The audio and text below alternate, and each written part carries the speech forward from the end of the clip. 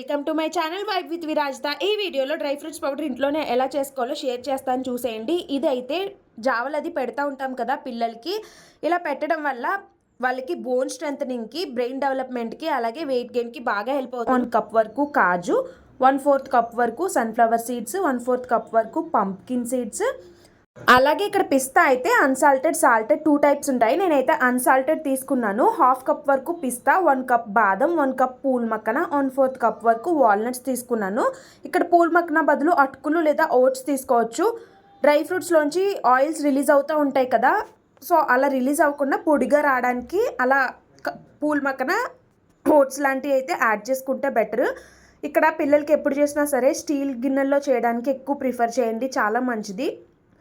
ఇక్కడ పూల్ మక్కన అయితే ఫస్ట్ వేసుకుంటున్నాను. కొంచెం ఫ్రై అయితే సరిపోతుంది. ఒక 2 to 3 minutes అయితే ఫ్రై అయితే సరిపోతుంది. ఫాస్ట్గా అయిపోతాయి పూల్ మక్కన.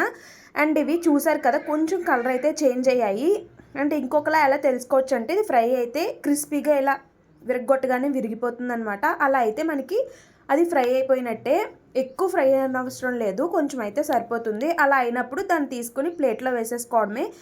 డ్రై ఫ్రూట్స్ ఎప్పుడైనా సరే మిక్సీ చేయాలి, పౌడర్ చేయాలి అన్నప్పుడు కొంచెం చల్లారాక, మొత్తం చల్లారిన తర్వాత మిక్సీ చేసుకోవాలి. తర్వాత అయితే 1 కప్ బాదం కూడా యాడ్ చేసుకొని అవి కూడా కొంచెం గోల్డెన్ బ్రౌన్ కలర్ వచ్చేంత వరకు, ఫ్రై అయ్యేంత వరకు ఒక 5 minutes అలా ఉంచితే ఫ్రై అయిపోతాయి ఫాస్ట్గా. ఎప్పుడైనా సరే సిమ్లోనే చేసుకోవాలి, లోలో పెట్టి, మీడియంలో లేదా పెట్టి చేసుకోవాలి, లేదంటే మాడిపోతాయి అన్నమాట. అవి టేస్ట్ అనేది కొంచెం చేదొచ్చేస్తుంది. అందుకని చెప్పి మీడియంలోనే పెట్టి లేదా సిమ్లో పెట్టి చేసుకుంటే చాలా బెటర్.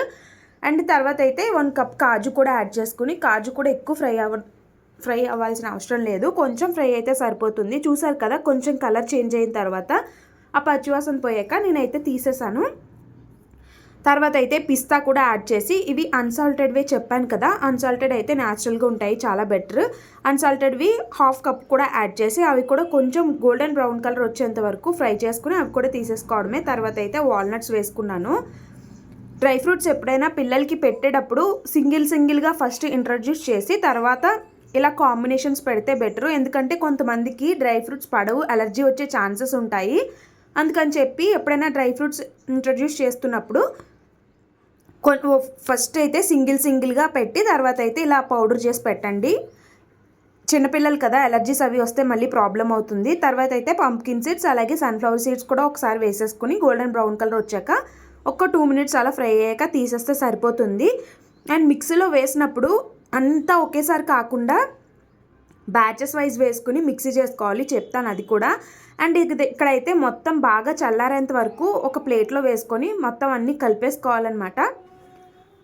ఫ్రూట్స్ ప్యూరీస్ లాగా, జావల్లాగా చేసి పెడతా ఉంటాం కదా, అందులోకి 1 to 1.5 tablespoon వేస్తే చాలా న్యూట్రిషన్ అందుతుంది వాళ్ళకి. అలాగే పిల్లలకే కాకుండా ఇది మనకు కూడా చాలా హెల్తీ. ఫ్రైస్లో కూడా వేసుకుంటే చాలా టేస్టీగా ఉంటుంది. అండ్ చెప్పాను కదా, ఇది అన్నీ ఒకేసారి కాకుండా బ్యాచెస్ లాగా కొంచెంగా వేసుకొని బ్రేక్స్ ఇస్తూ కంటిన్యూస్గా కాకుండా ఒక 2 minutes తిప్పి మళ్ళీ ఆపి ఒకసారి స్పూన్తో ఇలా కలుపుకుంటూ మళ్ళీ తిప్పుకుంటూ ఉండాలి. ఎందుకంటే ఇది కొంచెం ఆయిల్స్ రిలీజ్ అవుతూ ఉంటుంది కదా, మిక్సీకి జార్కి కింద అంటుకుపోతుంది. అలా అంటుకోకుండా అలా స్పూన్తో తిప్పుకుంటూ ఉండి బ్యాచెస్లా ఇలా వేసుకుంటే బాగుంటుంది. పొడిగా వస్తుంది, ముద్దలా కాకుండా. చాలా హెల్తీ. పిల్లలకి కూడా ఎవరైనా ట్రై చేయాలనుకుంటే ట్రై చేయండి. అలాగే మిక్సీ పట్టాం కదా, పౌడర్ కొంచెం వేడిగా ఉంటుంది. మొత్తం చల్లారాక గ్లాస్ జార్లో బయటైనా 1 month ఉంటుంది, ఫ్రిడ్జ్లో అయినా స్టోర్ చేసుకోవచ్చు. వీడియో నచ్చితే లైక్ చేసి ఛానల్ని సబ్స్క్రైబ్ చేయండి. Thank you.